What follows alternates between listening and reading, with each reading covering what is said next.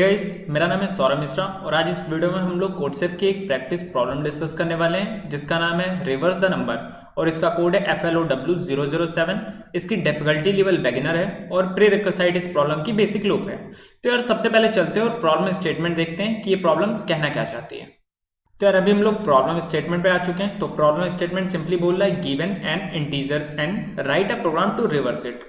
तो simple problem simple है कि अगर कोई भी नंबर हमें दिया गया है तो हमें सिंपल आंसर देना है क्या कि उसको रिवर्स करने पे हमें कौन सा नंबर मिलेगा, बेसिकली रिवर्स करना है। अगर इनपुट हम चेक करें तो first line contains an integer T, total number of test cases then follow T lines contains integer N. तो ये सिंपल ये भी है कि एक हमें टी टेस्ट केस दिया जाएगा, ओके और टी टेस्ट केस के बाद हमें क्या करना है, हर टेस्ट केस में एक नंबर आपको प्रोवाइड किया जाएगा और उस नंबर में हमें उसको रिवर्स करके देना है। नाउ अगर हम आउटपुट पे ध्यान दें तो आउटपुट सिंपल कह रहा है for each test case display the reverse of the given number N in a new line. ठीक है, कोई बात नहीं, सेम ही चीज है कि मुझे नंबर को रिवर्स करके आउटपुट देना है। नाउ कंस्ट्रेंट चेक करते हैं। कंस्ट्रेंट है टी की वैल्यू 1 से 1000 के बीच में और एन की वैल्यू 1 से लेके 1 2 3 4 5 6 10 टू द पावर 6 तक। ठीक है, सो कोई दिक्कत नहीं। सबसे पहले आप चलते हैं सैंपल टेस्ट केस पे। तो सैंपल टेस्ट केस में यहाँ पे टी की वैल्यू दी है 4, ओके। नाउ पहला नंबर ये दिया हुआ है, सेकंड नंबर ये दिया हुआ है, थर्ड नंबर ये, फोर्थ नंबर ये। सिंपल 1 2 3 4 5 इसको रिवर्स करने पे क्या आ रहेगा 5 4 3 2 1, ओके। नाउ सेकंड है 3 1 2 0 3, इसको रिवर्स करने पे आएगा 3 0 2 1 3।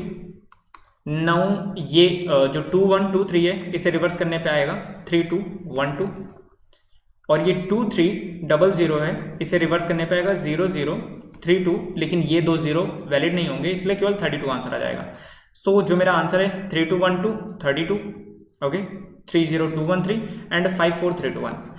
तो यार अगर मुझे इसका सोल्यूशन देखना है तो मैं सबसे पहले क्या करूंगा, आपके दिमाग में सबसे पहले क्या आना चाहिए। तो जैसा कि हम जानते हैं कि कई बार हम लोग कभी भी इंटीजर इनपुट होता है तो हम लोग सोचते हैं कि इसे स्ट्रिंग के फॉर्मेट में लें। तो देखो यार स्ट्रिंग के फॉर्मेट में लेने से कुछ होता है क्या। तो सिंपल अगर मेरा कोई भी नंबर है, सपोज दैट मेरा कोई भी नंबर है, नंबर मैंने ले लिया, ठीक है, नंबर मैंने लिया 2 3 0 0 1 5 समथिंग ये नंबर है। तो मेरे पास दो चॉइस हैं, या फिर मैं इसे इंटीजर फॉर्मेट में इनपुट लूँ और सेकंड केस है मैं इसे स्ट्रिंग फॉर्मेट में इनपुट लेता हूँ। तो यार अगर स्ट्रिंग फॉर्मेट में इनपुट लेता हूँ तो चीज़ें थोड़ी सी आसान हो जाएंगी। चेक करते हैं स्ट्रिंग फॉर्मेट में इनपुट लेने से हमें क्या फ़ायदा मिलने वाला है। तो सिंपल अगर मैंने स्ट्रिंग फॉर्मेट में लिया तो मैं हर कैरेक्टर को यहाँ पे ट्रेवर्स कर सकता हूँ। तो सपोज दैट मैंने स्ट्रिंग फॉर्मेट में लिया तो ये कुछ ऐसा होगा 2 3 0 0 1 5, यहाँ पे सिंगल कोट्स, यहाँ पे सिंगल कोट्स। ठीक है, ये पूरी मतलब स्ट्रिंग है। मैं एक एक कैरेक्टर को एक्सेस कर सकता हूँ बारी बारी से, बिल्कुल कर सकता हूँ। और उस कैरेक्टर को मैंने क्या करा, मैंने स्टार्टिंग में आंसर नाम का एक वेरिएबल बना लिया जो कि मैंने सिंगल मतलब इम्पटी स्ट्रिंग ले ली इसको। अब मुझे क्या करना है, सिंपल इसी इम्पटी स्ट्रिंग में मुझे जो भी नंबर है वो ऐड करते जाना है। तो मैं एक एक नंबर यहाँ से उठाऊंगा और इसके स्टार्टिंग में ऐड कर दूंगा। तो सबसे पहले 2 ऐड हो जाएगा, फिर नया इंटीजर आया तो कैरेक्टर के फॉर्मेट में होगा बेसिकली, तो मैं उसे कैरेक्टर के फॉर्मेट में यहाँ पे इंटर कर दूंगा ना। फिर मेरा 0 आएगा ना, 0 यहाँ पे लिख दूंगा, फिर 0 आएगा, 0 यहाँ पे लिख दूंगा, फिर 1 आएगा, 1 यहाँ पे लिख दूंगा, फिर 5 आएगा और मैं यहाँ पे 5 लिख दूंगा। और इस पूरे नंबर को वापस से मैं इंट फॉर्मेट में कन्वर्ट कर दूंगा क्योंकि अभी ये स्ट्रिंग फॉर्मेट में है। तो सिंपल स्ट्रिंग से मेरी चीज़ें बहुत आसान होने वाली है। तो एक काम करते हैं, हम लोग चलते हैं सबसे पहले कोड करते हैं। पहले सबसे पहले स्ट्रिंग के फॉर्मेट में कैसे करेंगे वो कोड करते हैं, ठीक है। तो पहले सबसे पहले कोडसेप की वेबसाइट पे चलते हैं। तो यार हम लोग आ चुके हैं यहाँ पे कोडसेप की वेबसाइट पे। तो यहाँ पे सबसे पहले मैंने for underscore in range int input, यानी मैं नंबर ऑफ टेस्ट केसेस यहाँ पे फॉर लूप में ले रहा हूँ, ठीक है। और हर टेस्ट केस के लिए मैं एक एन की वैल्यू इनपुट करा रहा हूँ। अब मैं क्या करने वाला हूँ, इस वैल्यू को स्ट्रिंग फॉर्मेट में लूंगा, ओके ठीक है। स्ट्रिंग फॉर्मेट में ले लिया मैंने, तो यहाँ से इंट हटा देता हूँ और मैं एक आंसर नाम का एक एम्प्टी स्ट्रिंग ले लूंगा और हर बार मैं एक कैरेक्टर यहाँ से निकालूंगा। तो पाइथन में डायरेक्टली फॉर आइटम स्ट्रिंग से एक एक कैरेक्टर निकलता जाएगा और इस कैरेक्टर को मैं कैसे करूंगा, स्टार्टिंग में अपेंड करता जाऊंगा। कैसे, आइटम प्लस आंसर, ठीक है। आंसर बार बार स्टार्टिंग में एक एक कैरेक्टर अपेंड करता जाएगा और लास्ट में मैं क्या करूंगा, प्रिंट कर दूंगा इंटीजर फॉर्मेट में क्या, आंसर को। सो ये मेरा बेसिकली पूरा कोड हो गया। अभी मैं क्या करने वाला हूँ, कोड को रन कराऊंगा। तो ये मेरे इनपुट थे, ठीक है। सो कस्टम इनपुट रन,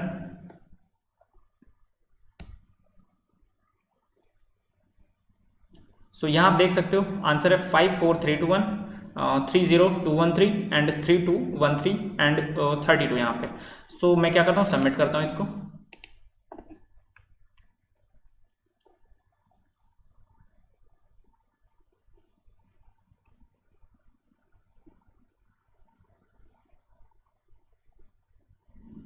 तो आप देख सकते हो करेक्ट आंसर आ चुका है, ये कोड सबमिट हो चुका है। एक काम करते हैं, दूसरी अप्रोच पे चलते हैं। दूसरी अप्रोच क्या कह रहा है कि अगर हमने इस नंबर को इंटीजर फॉर्मेट में लिया, स्ट्रिंग फॉर्मेट में नहीं लिया बल्कि इंटीजर फॉर्मेट में लिया, तो देखो यार इंटीजर फॉर्मेट में लेने से हमें थोड़ा सा एक लूप वगैरह कुछ लगाना पड़ेगा, उससे देखेंगे हम लोग कैसे रिवर्स करेंगे नंबर को।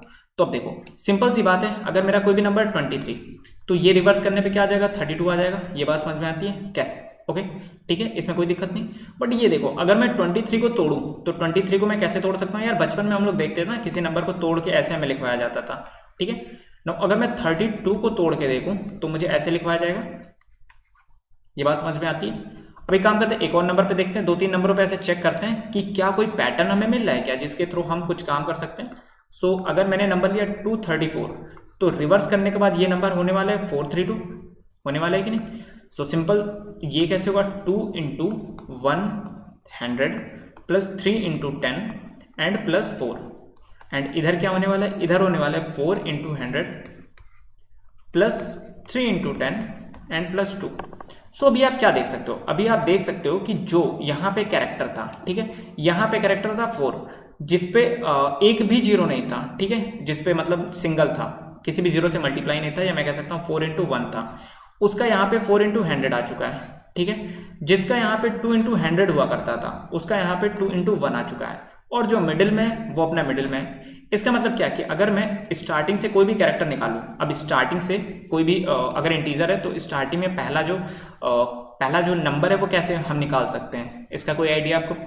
सोचो जरा, स्टार्टिंग में अगर किसी इंटीजर का मैं लास्ट जो नंबर है, यानी ये वाला जो नंबर है, ये मैं कैसे निकालूंगा? सिंपल 10 से अगर मैं मॉडुलस ले लूं तो किसी भी नंबर का लास्ट किसी भी टोटल नंबर का जो लास्ट डिजिट है वो निकल आता है। सो कैसे? देखो मैं अगर 234 को यहाँ पे 10 से मॉडुलस ले लूँ या 10 से डिवाइड कर दूँ पहले, सो ये 23 जाएगा एंड ये हो जाएगा 230।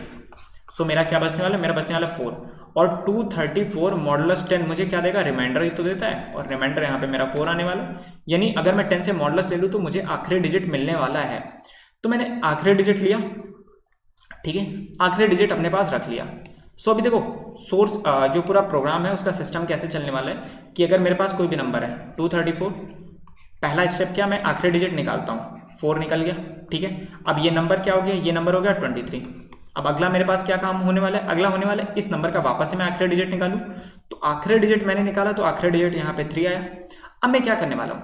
अब मैं जो पुराना नंबर था ना उसे मैं 10 अगर मल्टीप्लाई करके ऐड कर दूं, जैसे 4 × 10 ऐड कर दूं और इस नंबर को भी इसमें ऐड कर दूं, तो देखो ये 43 हो गया क्या? तो सिंपल सा मतलब है कि यहाँ से नंबर एक एक निकलता जा रहा है और एक दूसरे नंबर के आखिर में जाके ऐड होता जा रहा है। अब देखो सपोज दैट जैसे मेरे पास 35 है और मुझे 2 एक नंबर है जो इसके लास्ट पे ऐड करना है, तो मैं कैसे ऐड करूंगा? 35 × 10 + 2, ये मेरा लास्ट में ऐड हो गया क्या? 352 मेरा हो गया। ये बात समझ में आई कि अगर मुझे एक नंबर को किसी नंबर के आखिर में ऐड करना है तो मैं कैसे ऐड करूंगा? सिंपली 10 से मल्टीप्लाई करके ऐड कर दूं। एक और एग्जांपल देख लेते हैं, जैसे 3215, मुझे 7 को इसके इधर इस वाली पोजीशन पे ऐड करना है, तो कैसे ऐड होगा? मैं इस नंबर को 10 से मल्टीप्लाई करता हूँ, ठीक है, और 7 ऐड कर देता हूँ। यानी किसी भी नंबर को ऐड करने के लिए लास्ट डेट पे मुझे पुराने वाले नंबर को 10 से मल्टीप्लाई करना पड़ेगा और उस नंबर को ऐड करना पड़ेगा। और अगर अब देखो इसी एग्जांपल को लेते हैं रिवर्स करने के लिए, तो 3215 मेरा स्टार्टिंग में मैं एक ऐसा नंबर मान लेता हूँ, ठीक है, स्टार्टिंग में मैं किसी नंबर को टेम्प नाम का या SM नाम का एक वेरिएबल लेता हूँ जिसमें 0 भर लेता हूँ, ठीक है, कि मैं स्टार्टिंग में मान के चल रहा हूँ कि मेरा 0 आंसर है। नाउ मैंने क्या किया? मैंने किया 3215, आखिरी डिजिट निकाला। आखिरी डिजिट कैसे निकलेगा? 10 से मॉडुलस लेने पे आखिरी डिजिट मेरा निकलेगा 5, और मैं जो SM था SM में ही मैं ऐड करता जा रहा हूँ राइट साइड। तो SM में ऐड करना है तो SM × 10 प्लस मेरा जो अभी वैल्यू निकली है, सपोज दैट यहाँ 5 निकली है तो 5, तो SM में मेरा अब क्या हो गया? SM में पहले 0 था, 0 × 10 + 5, यानी SM में मेरा 5 आ गया, ठीक है। नाउ अगली बार क्या होगा?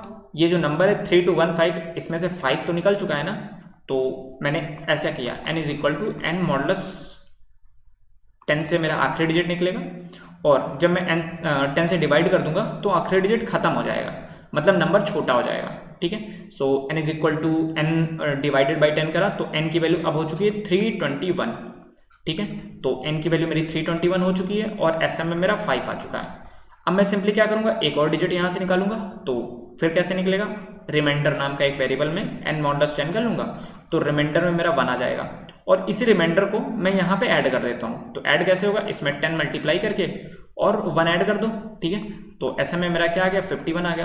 तो अब देख रहे हो ना सीन क्या चल रहा है, यहाँ से एक नंबर निकल रहा है और किसी एक नंबर के आखिर में ऐड होता जा रहा है। तो जब सारे नंबर ऐड हो जाएंगे तो नंबर रिवर्स हो जाएगा और मुझे ये लूप कब तक चलाना है, लूप तब तक चलाना है जब तक ये जो टोटल n है ये ग्रेटर देन 0 है।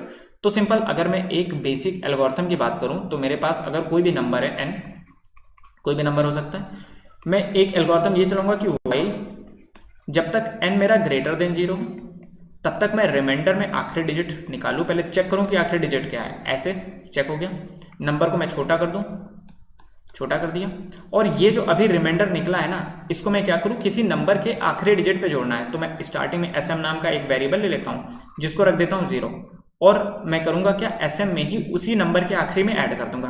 तो ऐड कैसे होगा, 10 से मल्टीप्लाई करके और आखिर में r ऐड कर दो। तो जब ये पूरा लूप खत्म होगा तो यहाँ से एक एक नंबर निकलता जाएगा जो भी नंबर होगा और किसी दूसरे नंबर के आखिर में जुड़ता जाएगा और जो दूसरा नंबर है वो स्टार्टिंग में 0 है, इसलिए मतलब एक्स्ट्रा डिजिट नहीं आने वाली, मतलब वही डिजिट को रिवर्स करके आएगा और आखिर में मैं यहाँ पे प्रिंट कर दूंगा sm। ओके, तो अब एक काम करते हैं, इस कोड को भी प्रिंट जल्दी से कोडसेफ पे रन कर लेते हैं। सो ये मेरा पहले वाला कोड था जो कि रन हो चुका है। एक काम करता हूँ, मैं इसको कॉपी कर लेता हूँ फिर कमेंट कर देता हूँ। ओके,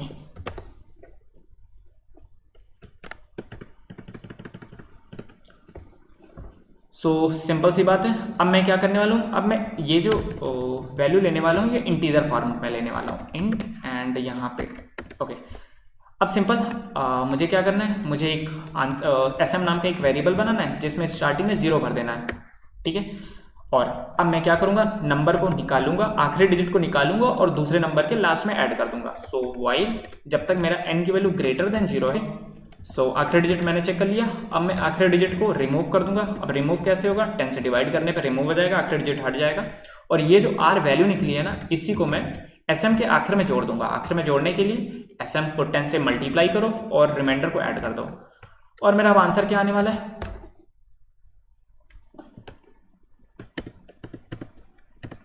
और जब ये सब कुछ हो जाए ना तो मुझे सिंपली प्रिंट कर देना sm को। तो ये है मेरा पूरा कोड।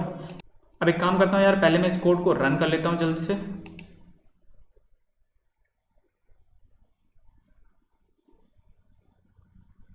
ओके, यहाँ पे invalid sm is equal to sm into 10 plus try.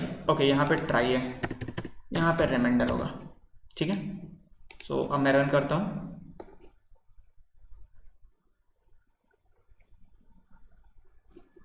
Now देख सकते हैं आप एकदम सही रिजल्ट आ रहा है। मैं इसको सबमिट कर देता हूँ।